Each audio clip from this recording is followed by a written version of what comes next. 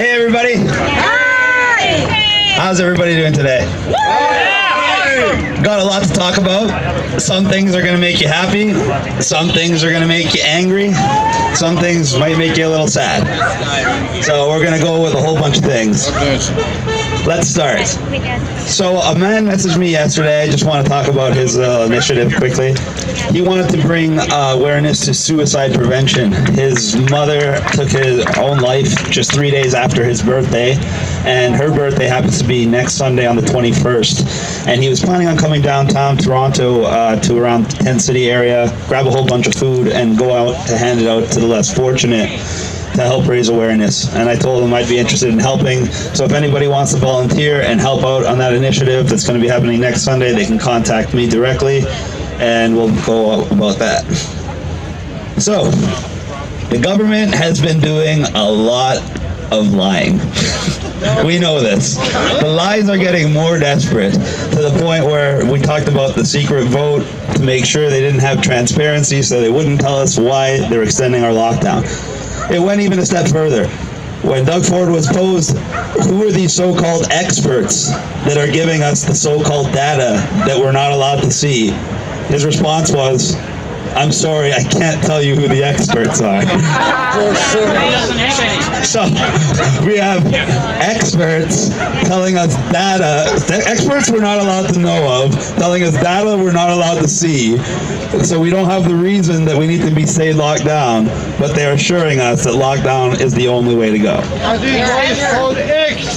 I don't know if you know our Deputy PM, Chrystia Freeland. She's a well-known author. She was in CTV News yesterday, and she let the cat out of the bag by accident. She admitted their reopening strategy for the GTA is going to take up to 8 months. Oh my God. That was published June 3rd, by the way. That takes us into 2021. Now, let's look at this logically. Our PM is a fired substitute drama teacher. Our deputy PM is an author.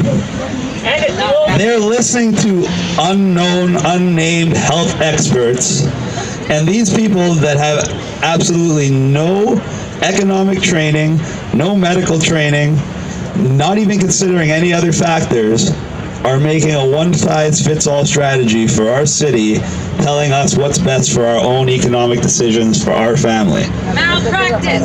Now, you could think of it as malpractice. You could think of it's definitely treason. Definitely. But a lot of people want to put it out to incompetence, because it's a lot easier to forgive someone for being incompetent than it is to admit they know exactly what they're doing.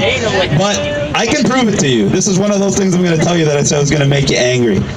So our author, Deputy PM, just wrote a biography for a very famous, well-known person who's getting a lot of attention lately. Bill Gates? Not quite, but even worse in my opinion.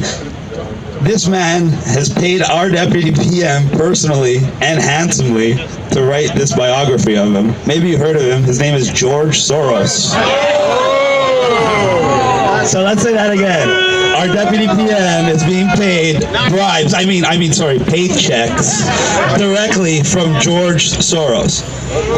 If that wasn't bad enough, if you still doubt that their plan is to attack small business, destroy it, get rid of it, and prop up the large business to create a class of super wealthy and a class of government dependent and eliminate the remainder of the middle class, all I have to tell you is, what is the name of Chrystia Freeland's latest book?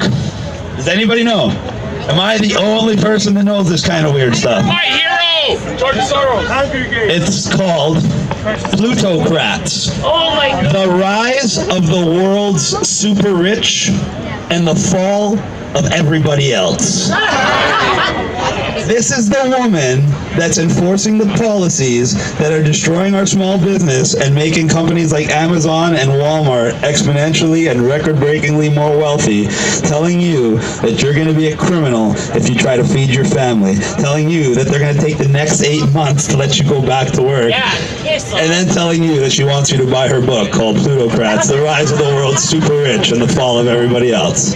This is our government, people. This is what we're facing.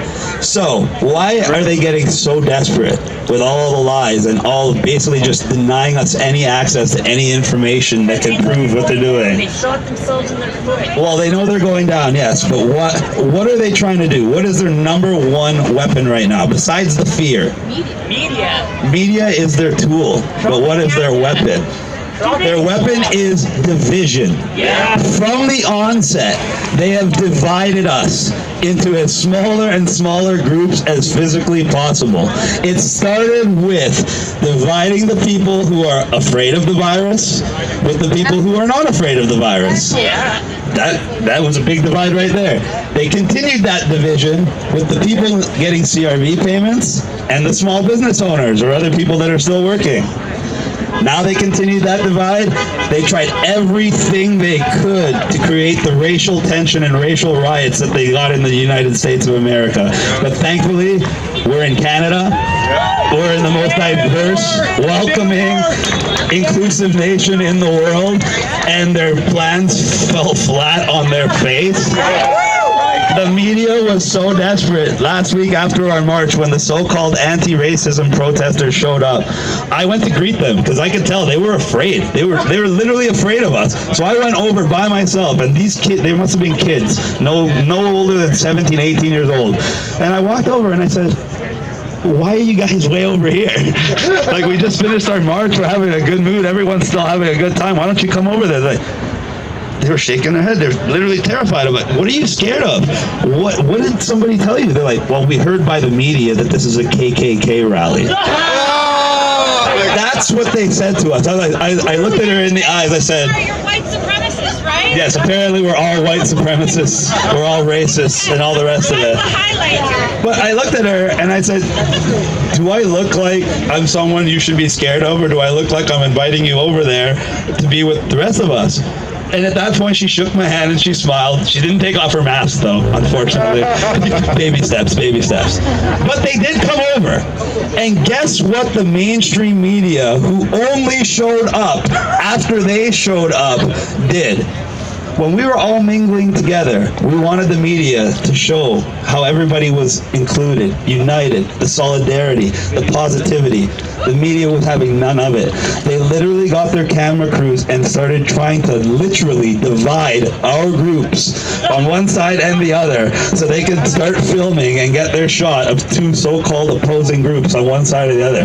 But our people were having none of it. We were videotaping them. We showed each other. These videos are all online, and you can see the mainstream media getting very frustrated because we were preventing them from creating their narrative. So they just went and called us racists again. No big deal. We're online, we're online. We're all online. Everybody's online, and we hope that we're all What online. website? What do you mean? Yeah, why are you wearing a mask at the front of Wait, it? did I see it? Hugs over masks. Didn't you get the memo? What website? Which websites? What do you mean? Our website is fearlessontario.ca. My nonprofit is backtowork.bz. And I'm going to talk about getting people back to work right now, as a matter of fact. So that's why I'm really here. The most pressing issue. So we know their weapon is division. Sorry for the distraction, but it was obviously on purpose. We know their weapon is division. We know the way around their weapon is unity, solidarity, community outreach. Once we all come together, we can be non-compliant together. When we're non-compliant together, we get our way, they don't get their way. The most pressing issue, there's a lot of issues right now, but the most pressing issue is getting people back to work. Why? 97% of our businesses are small businesses. 70% of our jobs are created by small business. Millions, tens of millions of people rely on small business. Our economy relies on small business. Our way of life revolves around the success of small business. So if we do not come together as a community and save our small businesses, the rest of our country will collapse just as bad. So, thankfully, Back to Work got launched. We already have over $5,000 in the legal fund and it's growing every day. Businesses are being added every day. They contact me. I've had people contact me that never showed up in this protest, didn't have any idea who I am, just by word of mouth. I want to tell you about one family I went to visit and something that could help a lot of the people here that we helped find in businesses leasing contracts that a lot of people don't know about, but it applies to about 1/4 of all contracts. So, I got a call, I got an email, it was from a woman, she had a business, it was a clinic of some type, I don't want to give too much information. So as soon as somebody signs up on my site, a business owner, I get an email notification with their contact, and I immediately contact them, and we make a meeting where I can come to their business, and we can go through their lease agreement and see if there's any way I can help them there. And then we go through their business, and using the new guidelines, I come up with an adaptive business model that'll help them generate revenue, even if they can't officially open, just to keep them afloat. So this family called me, and I went there. Sure enough, I saw a beautiful wife and husband, and 2 amazing little girls. They were literally like they came out of a movie. They were just absolutely adorable. And they told me, I told them, you got to look at your lease. There's a clause in 1 out of 4 leases that if you have a government closure on your business, your landlord cannot force you to pay rent. It's humongous. Not only will that just save you the amount of money for all this time, number one. Number two, it can give you the leverage to renegotiate an entirely new lease from scratch with cheaper payments, deferred payments, whatever works for you. The point is, it can put you in the driver's seat, and it's something anybody can look at their lease, costs absolutely no money, and it'll affect at least 1 out of 4 businesses in this country, and it can save those businesses. First of all, that worked for them. As soon as they saw that, they started tearing up, and they told me that they'd already lost their house. And they were literally about a week away from losing their business, and really didn't know what they were going to do. So we went through their business. I gave them a way that they could start generating revenue again. They got the confidence they needed, the courage they needed to stand up to the government, and more importantly, they got the means to save their family, save their business, and hopefully get their house back. This is what Back to Work is all about. This is what we're trying to do on a grand scale for everybody. Everybody needs to look out for everybody else. The landlords need to take care of the business owners. The essential businesses need to take care of the non-essential businesses. All of us need to do our part. I donated those waters from Back to Work just for everybody, and we don't want anything, but we do appreciate donations at backtowork.bz for the cause, one way or the other. We accomplished a lot in the last week when we started Fearless Ontario and we got Randy to come speak for us. He's been a real thorn in their side. He's the one that started that petition, and that petition is great. It's getting not just national attention. We got an official endorsement from Dr. Penny, and she's internationally renowned. And so when you have international doctors that aren't on the government payroll telling you the truth, it's a lot more credible than unnamed doctors giving you unnamed data, telling you how you have to live your life. Another important development that I have to mention. I mentioned a long time ago that we were pursuing a lawsuit against the government with Rocco Galati. He is an absolute legend. He is a warrior, and he is coming for them.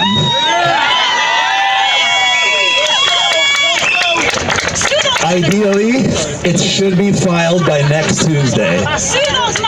If you're wondering why it's taken this long, it's pretty easy to explain. Our government is so corrupt, and everything they're doing is so blatantly illegal, that our lawsuit submission is already at 83 pages long and counting. 83 pages try to explain all the illegal stuff they're doing and all the ways they're trying to subjugate us. Well, it's going to get filed next week. The pressure's going to be on. This is going to keep growing. We're getting new privileges. Next week, we're going to try to bring food here. We're going to sell donating tickets to help generate revenue for all the causes going around.